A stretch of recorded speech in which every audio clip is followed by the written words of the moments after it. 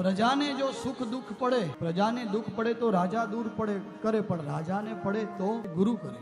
ભાગવત જેમાં એવું કહે છે કે વશિષ્ઠજી ના આશ્રમમાં જઈ અને દશરથજી રડી પડ્યા છે.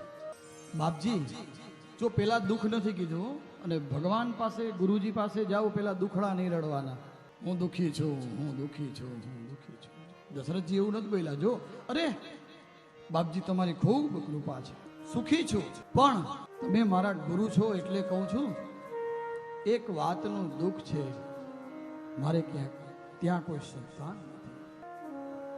અને વશિષ્ઠજી બોલ્યા છે, એક નહીં 4 દીકરા છે ભાગ્યમાં, ચિંતા ન કરો રાજા, એક નહીં 4 છે, અને એ પણ ભક્તના ભયને હરનારા દીકરાઓ થશે, ચિંતા ન કરો.